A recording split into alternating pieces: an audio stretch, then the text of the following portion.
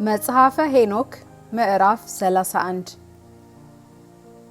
ዳግመኛም አየኋቸው። አንዱን አንዱ ይወጋው ጀመር፣ አንዱንም አንዱ ይውጠው ጀመር፣ ያጠፋው ጀመር።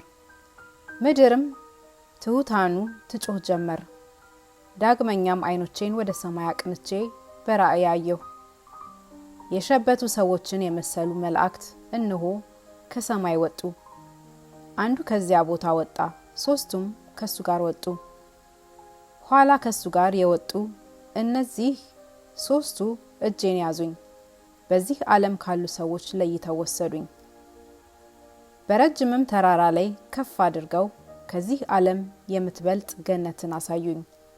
ኮረብታውም ሁሉ ከሱ ያነሰ ሆነ። በእነዚያ ግመሎችና ዝሆኖች ላይ፣ በአህዮችም ላይ፣ በኮከቦቹም ላይ፣ በላሞቹም ሁሉ ላይ የሚመጣውን መከራ ሁሉ እስክታይ ድረስ በዚህ ተቀመጥ አሉኝ። ደቂቀ ሴት ናቸው። ቀድመው ከወጡ ከነዚያ ከአራቱ አንዱን አየሁ። ሩፋኤል ከሰማይ የወደቀ ያንን መጀመሪያውን ኮከብ ያዘው። እጁን እግሩን አስሮ በጥልቅ ጉድጓድ ጣለው። ያም ጉድጓድ ጠባብ ነው፣ ጥልቅ ነው፣ ጭንቅ ነው፣ ጨለማ ነው።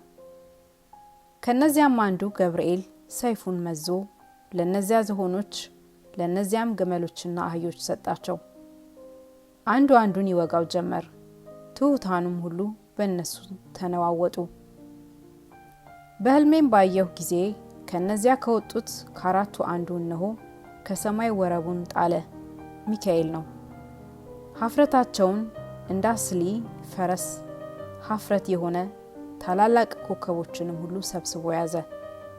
እግራቸውንና እጃቸውን ሁሉ አስሮ በምድር ጉድጓድ ጣላቸው።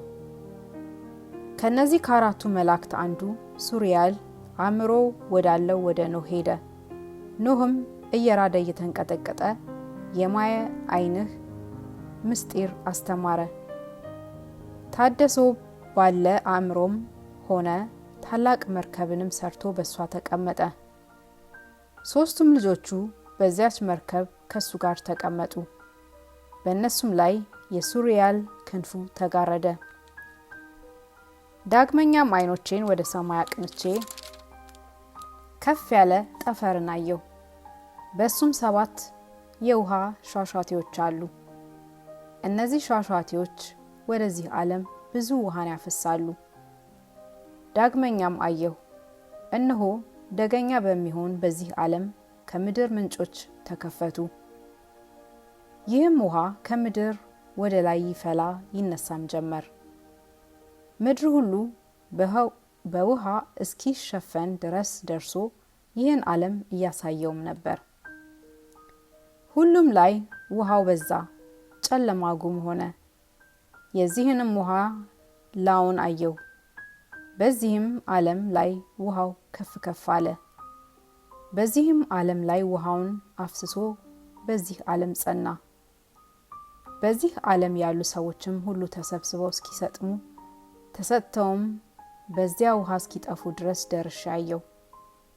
ያም መርከብ በውሃው ላይ ይዋኝ ነበር። ዝሆኖችና ላሞች፣ አህዮችና ግመሎች፣ ከብቶችም ሁሉ በዚህ ዓለም ተሰጠሙ። እኔም እነሱን ማየት አልተቻለኝም። እነሱም መውጣት ተሳናቸው፣ በጥልቅም ባህር ተሰጥመው ጠፉ። ዳግመኛም ከዚህ ከታላቁ ጠፈር እኒህ ሿሿቴዎች እስኪጠፉ ድረስ ደርሼ በራእይ አየሁ። ከምድርም የወጣው ምንጩ ተደፈነ። ሌሎች ጉድጓዶችም ተከፈቱ። ምድር እስኪገለጥ ድረስ ውሃው ወደ እነሱ ይወርድ ጀመር። መርከብም በምድር ላይ ተቀመጠ።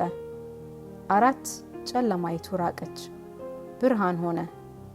ባለ አእምሮ የሆነ ያም ኖህ ከዚያ ከመርከቡ ወጣ። 3ቱም ልጆቹ ከሱ ጋር ወጡ። ከኒህም ከ3ቱ ልጆች ባለ አእምሮ የሆነ የአንዱ ሴም በመልከም በግብርም ኖህን ይመስለዋል። ከነሳቸው አንዱ ያፌትም እንደ ደም ቀይ ነው። ከ3ቱ አንዱ ካም ግን ጥቁር ነው።